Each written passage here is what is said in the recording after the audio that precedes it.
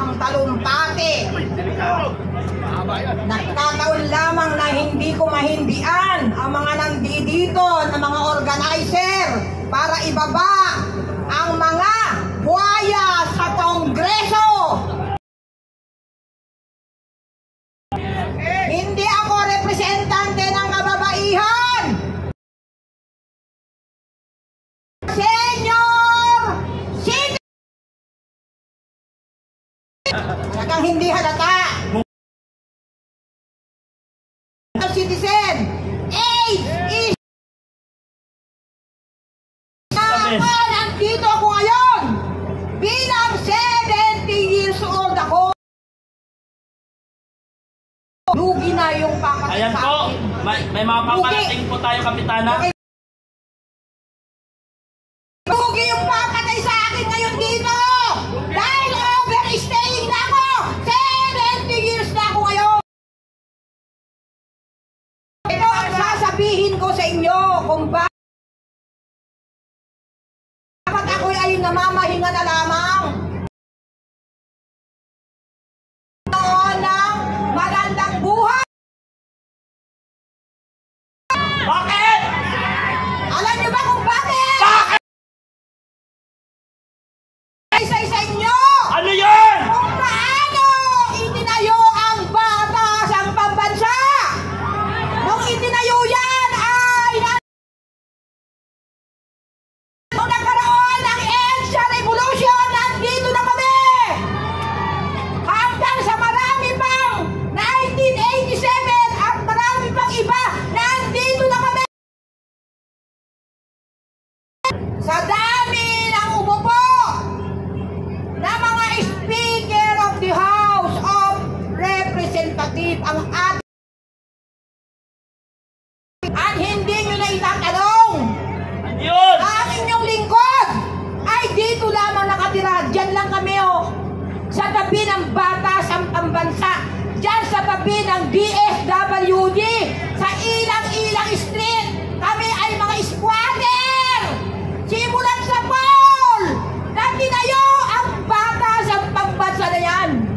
Hanggang ngayon, squatter pa rin kami. Kaya yun ang pinaglalaban namin. Okay ba kayo? Okay! Kaya dito ko nasaksihan.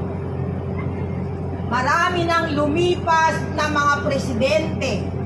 Magmula nung 1 piso at 50 centimos ang galunggong. Magbabago na daw. For almost 37 years. Wala bang nagbago? Nagbago nga!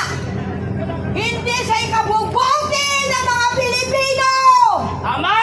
Kundi sa ikababagsak ng mga Pilipino! Tama! Kaya tayong lahat, magmula Luzon, Visayas, and Mindanao, magkaisa tayo ngayon! Tama! Huwag na natin sitayin pa ang susunod na generasyon. Kasi yun lamang, yung panahon natin ngayon, yung panahon natin na ibagsak natin, pababain natin, yung congressman, hindi congressman ng mga tao. Tama! Hindi siya Speaker of the House of Representatives. Pwede natin palitan ang pangalan niya. Ano? Ano? Ang pangalan niya ay Speaker of the Crocodile. Speaker Kayo doon? of the Crocodile. Kasi ang mga miyembro niya ay puro congressman. Puro crocodile. Okay ba yun? Okay. Na! Ipagpapatuloy ko pa. Medyo ginaganahan ako eh. Ang isa pang dahilan kung bakit nandito ako ngayon, akala ko ang baha sa probinsya lamang. Akala ko ang korupsyon ng mga flood control ay sa mga regions, mga cities, mga barangay sa iba't ibang probinsya. Hindi pala! Saan pala? Meron din kami dito na binabatasan. Yung ipinatayo ko na tulay noong 2002, 23 ginagamit. Anong nangyari? Donasyon yun ng taga-ibang bansa. Hindi ko na dapat banggitin. Pero ngayon, dahil sa pamumuno ng ating Congressman of the Crocodile, Yes! giniba nila ang aming tulay! Bakit? Barangay Payatas! At, imbes na ilagay nila ay repair, hindi. Construction of concrete bridge. Connecting Payatas A and Payatas B. At alam ba nyo kung magkano pondo? Magkano? 77 milyon! Woo! Nandito ako ngayon para iparating sa mga media, sa lahat ng mga vlogger na isama yung mga anomalyang proyekto ng tulay sa Barangay Payatas sa iniimbestigahan ngayon sa Public Works and Highways. Pag naisama yan, isa pa lang yan. At ang laban natin lahat ay hindi na dapat maulit pa. Pero, hindi lang kami. Dapat tayong lahat. We must count ourselves. Dapat makasama tayo sa pagbabago ng bansa natin. Kaya ako nandito ngayon, hindi para sa aking sarili. Kaya ako nandito ngayon para may maiwanan akong legacy sa susunod pa ng salin lahi ng bansang Pilipinas, ng mga Pilipino, para sa mga bataan ng ating bayan. Mabuhay ang Pilipinas! Tayo, kung may kasabihan, merong simula at may katapusan. Okay? Kaya kung sinimulan nila yung kanilang corruption, hindi na lang, tama naman yun eh. Yung corruption ngayon, hindi na lang maliit eh. Hindi na lang 1,000, hindi na lang milyon, kundi bilyon-bilyong piso na. Napanood ko sa TV kahapon, yung isang kwarto, punong-puno ng mga 1,000 piso, kasi laki ng punong-puno yung isang kwarto. Imagine, ngayon lang nangyari yun. Ngayon lang nangyari na kung saan ang dami ng mahihirap na mga Pilipino. Yung mga mahirap, mas lalo pang naghirap. Kayo, anong gagawin natin mga Pilipino? We will spend our time. Yung panahon natin na nalalabi, spend natin para mabago ang pangunuan ng ating bansa. Ang inyong pong lingkod, magsasalita ko kada hanggang mamayang gabi, kaya lang. Hindi naman siguro pwede yun, di ba? Kaya ako po ay supportive. Ako po ay sumusuporta sa anumang layunin, sa magandang layunin, para sa patunay na pagbabago. Lagi sinasabi yan ng mga politiko, pagbabago, tunay ba yung pagbabago? Kailangan yung tunay na pagbabago. May kasabihan. Ano yung kasabihan? Ang tunay na pagbabago ay mag-uumpisa sa ating sarili. Paano natin may sasagawa yan? Kaya na paano natin may sagawa yon?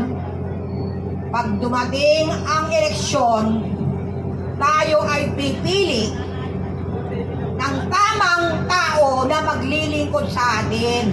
Kaya kailangan baguhin na natin ang ating mga pag-uugali pagdating ng eleksyon. Katulad ngayon, noong isang araw, meron kaming General Assembly doon sa Barangay Payatas na mga senior citizen. Anong sinabi ng aming barangay captain doon? Ang sabi ng barangay captain namin na si Rascal, Kapitan Rascal, ang sabi niya, huwag kayong pupunta doon sa rally kasi dumating yung libo-libong kilo ng bigas. Ando po, namigay sila ng isang araw sa kanong kahapon. Grabe. Libo-libong sako ng bigas ang ipinamigay ng bigas dito sa nakapalibot sa batasang pambansa na binubuo ng Barangay Payatas, Commonwealth, Holy Spirit, Batasan Hills, and Silangan. Especially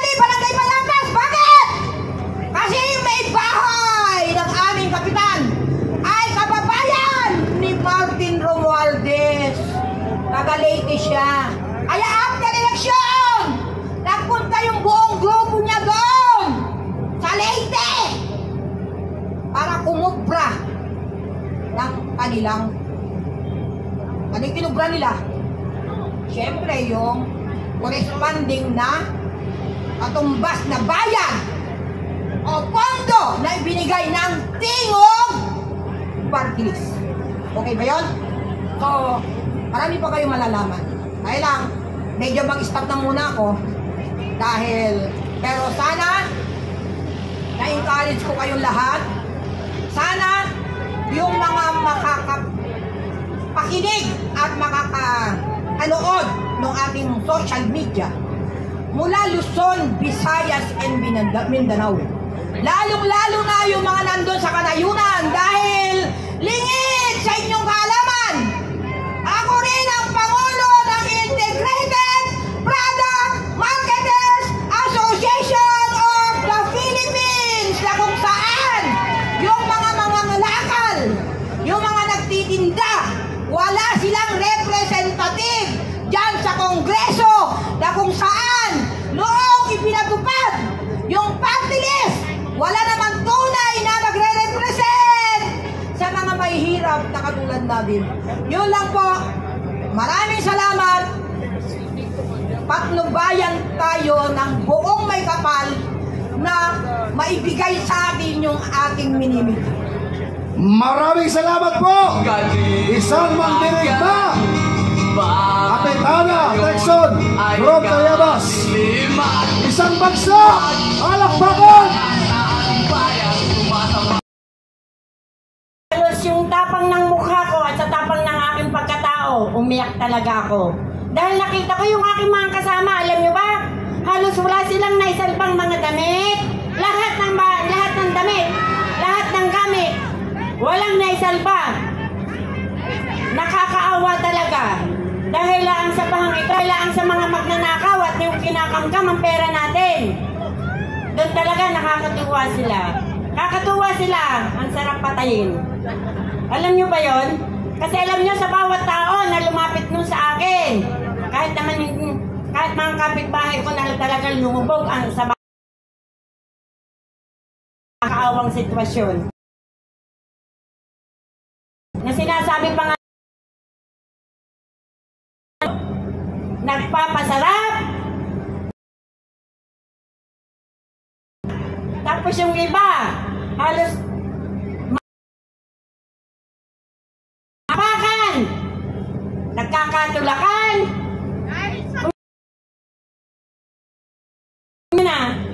Mga demonyo, nakakagalit, diba? Kaya sa lahat ng mga taong naman kayo, huwag naman kami lang ang pwedeng makipaglaban. Iisa naman tayo.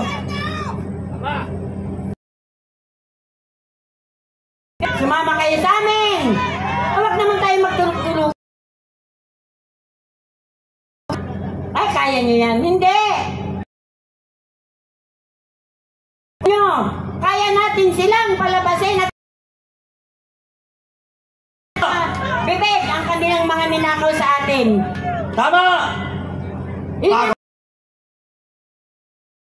Ano, magic sarap? May buwas na tayo dun eh. Kaya kung pwede naman, makisama naman tayong lahat. Tayo rito sa ating ipinaglalaban. Hawak naman tayong magtulog-tulugan sa mga sa bahay. Pumarito kayo. Maawa naman kayo doon sa mga taong binaha. Oy, mga congressman! Sabi pa nga nila, ang kinakain ninyo parang ginto. Ayan, kakagalit naman kayo, maawa naman kayo. Hindi na ba? Budhe. Naman kayo sa tulog-tulugan lang dito eh. Tama! Ito sa mga senior natin na nagtitis.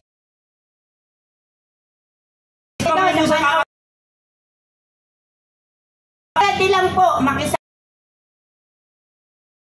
natin ang Tama! Pilipinas. Tama! Iniisip ko nga kanina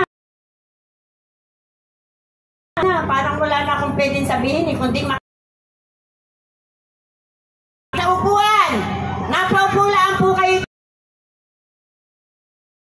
Hindi naiintindihan ng kaliwat kanan. Kami po ay maraming salamat. Tama!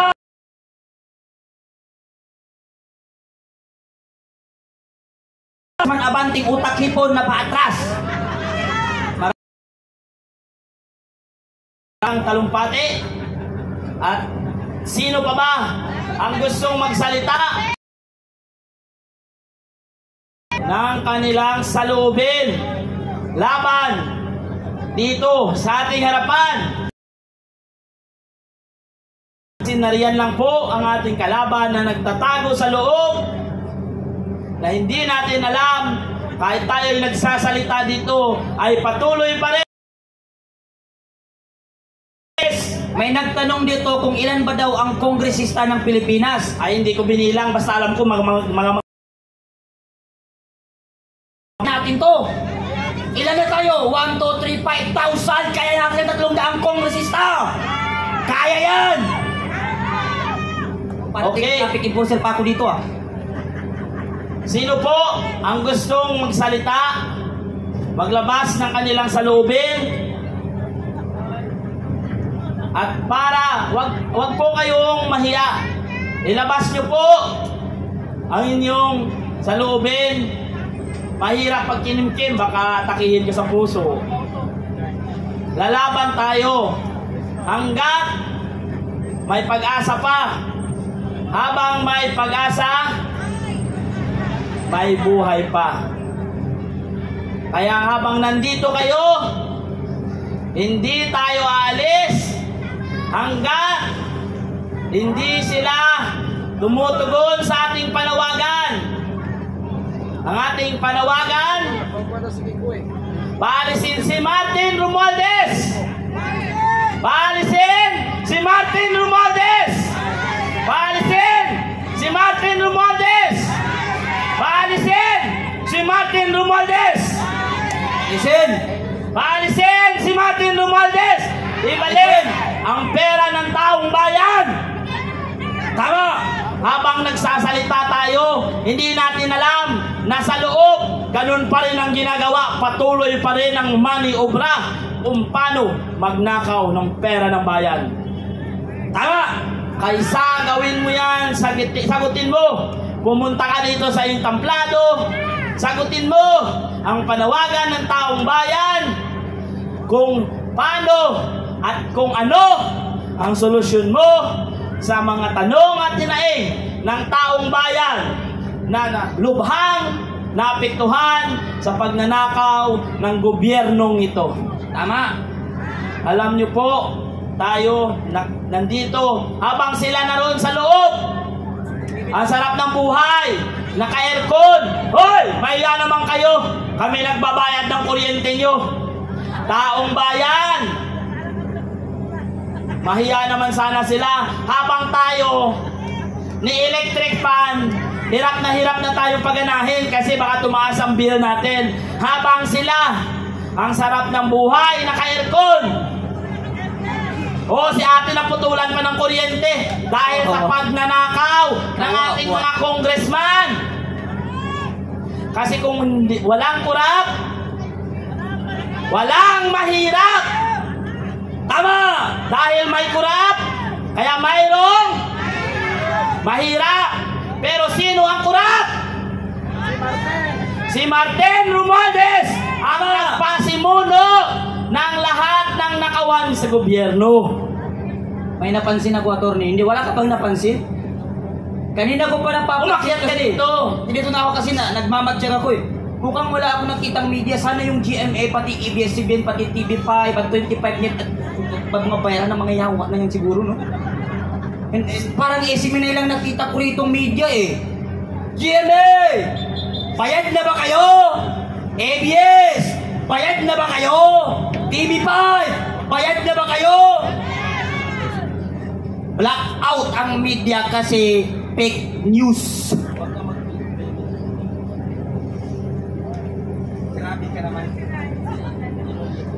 Kanina pa namin napapansin walang medyang dumarating dito. Mukhang SMNI lang talaga ang tapat. Alam nyo, believe ako sa SMNI. Alam nyo kung bakit? Yan, pinapalabas nila, walang scripted, walang putol-putol. Gaya ng GMA na pinipili lang ngayon pinapalabas sa TV. Maraming salamat at magandang gabi bayan. Meron pong nagrally doon sa harap ng House of Representatives. 5 tao lang. Yan, sinungaling. Ayan na naman po ang TV Patrol. Maraming salamat at magandang gabi. Meron pong nagrally doon na 2 tao lang. Nilangaw pa. Yawa na yung fake news talaga yung mga yan. Tignan nyo, noong September 13, wala silang pinalabas sa TV. Walang kaalam-alam ang sambayan ng Pilipino na merong nangyayaring rally doon noong September 13 sa White Place. Wala. Walang pinalabas eh. Di ba? Ewan ko kung ano nangyari dyan sa kanila. Siguro, medyo malaki-laki ang binigay ng House of Crocs. Malaki-laki siguro ang binigay ng House of Crocs. Basta ang alam ko, ang number 1 na kurakot ay walang iba. Ikaw ay si Martin Romualdez. Oy, hindi pa ako congressman. Yan, payag ba kayo mga Pilipino? Lahat kayo congressman! Bigyan ng jacket yan! Alam niyo po, ito lang naman talaga ang solusyon. Kaya dapat si Romualdez paalisin na. Siya po ang pasimuno talaga nitong korupsyon na to. Tama! Kaya naghihirap tayo. Hindi na medyo mahina na po yung boses ko. Masakit na yung lalamunan. Tama! Pasensya na. At ilang araw na pong nananawagan kay Martin Romualdez na magbitiw na siya bilang House Speaker kung mayroon pa siyang konsensyang natitira. Pero sa tingin nyo, may konsensya pa siyang natitira? Wala! Paano matitilang konsensya eh? Makapal talaga ang mukha. Kaya nga tingnan mo, dinobol lock pa yung ano, dinobol lang gate nila. Mahirap na siguro eh, baka makatakas eh. Ibig sabihin, marami pong tinatago. Kasi kung hindi walang tinatago, maging bukas palad ka sa mga mayang Pilipino, ipaalam mo sa kanila ang tunay na nangyari at kung ano ang totoo at kung sino ang pasimuno at kung sino ang talagang maisala. Alam niyo po, yung mga nagtuturuan na yan, at the end of the day, malalaman natin at alam na natin na talagang ang pinuno nito ay walang iba kundi si Martin Romualdez. Siya po ang bukod-tanging speaker na kumuha pa ng speaker. Ibig sabihin, hindi niya masagot ang taong bayan ng maayos kung paano at kung ano ang ginawa niya sa bilyong-bilyong pera na kanilang ninakaw. Pinagpiestahan, pinagsaluhan, at pinagsawaan ang ating pera habang tayo'y naghihirap. Tama! Kaya po, muli sa ating mga kababayan, ano pa po hinahantay ninyo? Pumunta na po kayo dito, magsama-sama tayo, at para ipakita sa kongreso na ito na tayo'y hindi na papayag na patuloy nilang bababuyin at lapastanganin ang pera at na ating pinaghirapan na mayroon ng dugo at pawis bago pa natin matanggap ay na kaltas na yung tax nila. So, sa aking mga kasamahan dyan, baka may gusto magsalita pa dyan, ilabas nyo na po. Ngayon po ang pagkakataon upang marinig kayo ng lahat ng congressman na nariyan sa loob ang inyong mga hinaing at ang inyong mga opinyon patungkol sa nangyayari sa ating bayan. Sino po? Tatay, magsasalita ka? Halika. Yan. Yan na po, pati mga kabataan, humanda kayo para malaman namin totoong meron kayong pinag-aralan dyan. Ilabas nyo na ang mga research nyo sa Google. Research na kayo. Hindi pwedeng baka mamaya mga estudyante wala nang Magandang hapon po sa inyo, mga kababayan po. Ako po yung magsasalita, simple po ang salita na sinasabi ko po. Ako po yung nananawagan sa ating rin sa paligid at sa mga kangkabro na tayo sumama-sama lahat dito upang ipakita natin yung naing ang nangyayari sa korupsyon labang kay Romualdez. Ay ako yung nanawagan po sa aking mga kabro. Kung totoo, kaya tunay ng mga Pilipino at mga bayan. Tama! Ganti na po tayo lahat. Punta na kami lahat dito. Magsama-sama po tayo. Lahat. Maraming salamat po sa inyo lahat. Ito na po, ay kang sasabihin po.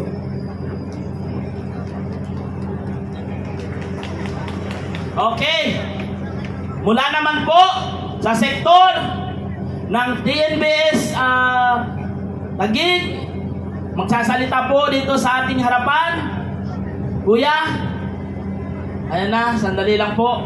At nagpe-prepare lang upang magpahayag ng kanyang saloobin para sa mga congressman na ito na wala nang ginawa sa buhay. Mula nung umupo hanggang paalis yata ay magnakaw na lang ng pera ng bayan. Hindi po tayo papayag na paulit-ulit po tayong ginagago ng ating mga congressman na nakaupo dyan habang tayo ay kumakayod. Halos wala na, ilang oras na lang natitira sa ating mga pamilya. Pag-uwi natin, tulog na sila. Pag-alis natin, tulog pa rin sila. Habang yung mga congressman, ang sarap ng buhay. Kung kailan gustong magbakasyon at kung saan, pwede. Habang tayo, Diyos ko po, ang hirap ng buhay. Tapos sinahayaan lang natin silang magnakaw. Huwag po tayong papayag. Kuya, halika na.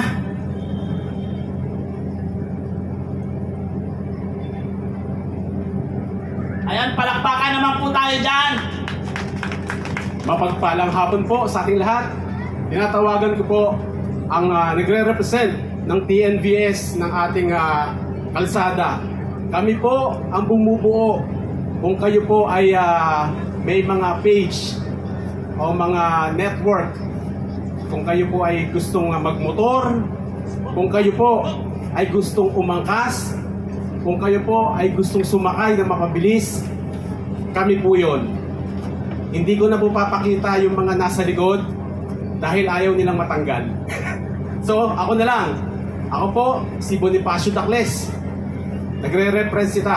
Nagre-represent ng TNBS. Sa totoo lang, itong flood control project na ito, na lubha kaming pinabuso. Kami po ang biktima sa kalsada. Kami ang unang-unang nababasa ang mga paa.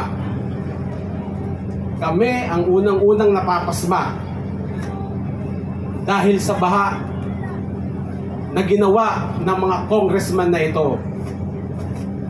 Hindi naman kaila sa atin, mga kasama, na ang budget ng flood control ay ninakaw ng mga congressman na ito kasama ang mga matataas na opisyal sa pamunuan ng ating bansa.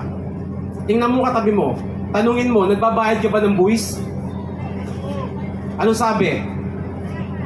Ibig sabihin, kung kayo nagbabayad ng buwis, kayo ay nanakawan. Kayo ay ninakawan. Kayo ay sadyang inalisan ng pagkakataon para matulungan ang ating mga susunod na henerasyon. Kami po ay matatapang lang sa social media. Actually, gas-gas na nga, pud-pud na yung aming mga daliri sa kababash. Ngayon, kung mga nanonood, ang mga kabataan, ang mga serbisyo ng TNBS, ang mga riders group, eto na ang panahon, mga kasama. Patalsingin natin ang lahat ng magnanakaw na nakatira sa bulwagan na yan. Tama po ba? Palayasin natin sila. Sobrang butas na po ang ating bulsa. Sobrang gasgas na ang ating mga panggagastos. Ito pa isa. Halika dito, kapatid.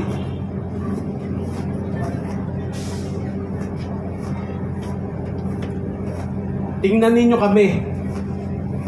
Halos mapasma kami.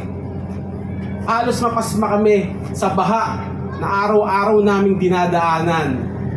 Ang Metro Manila noon, pinipili lang namin kung saan may baha, iniiwasan namin. Ngayon, hindi na kami makapagpili, hindi na kami makapamili.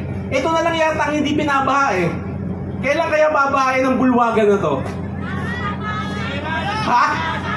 Bahain natin ng... Tama, binabaha sila ng pera. Tama ka, mami. Binabaha sila ng pera. Ngayon, mga kasama, lahat ng cellphone na hawak nyo, ang inyong mga kapatid, kaibigan, mga kasama, kapitbahay, iinganyo nyo na sila na sumigaw, lumabas sa kalsada at lusubin natin ang bulwagan na ito at ipakita natin sa kanila na tayo na mga nagbabayad ng buwis, tayo ang nagbabayad sa kanila. Maraming salamat mga kasama, lalong-lalo na sa mga vloggers natin na alam namin kayo ang totoong bayani sa henerasyong ito. At sa mga TNBS na nasa likod ko, kami ang totoong pasmado sa baha na dulot ng pagnanakaw ng mga congressmen na ito. Lalong-lalo na si Speaker Martin Romualdez. Ay ano? Romualdez. Kala ko Romualdez. Maraming salamat. Mabuhay po kayo. Maraming salamat sa panahon. Akala ko may bagyo pero hindi. Pinagbigyan tayo. Salamat po muli. Maraming salamat po. Sandali lang at tayo magpapatugtog pagkat medyo masakit ng boses, no? At paghahandaan natin mamaya ang tunay at pagkakaisa ng bawat Pilipino, no? So magpapatugtog muna tayo habang inaantay natin na dumating ang ating mga kasamahan.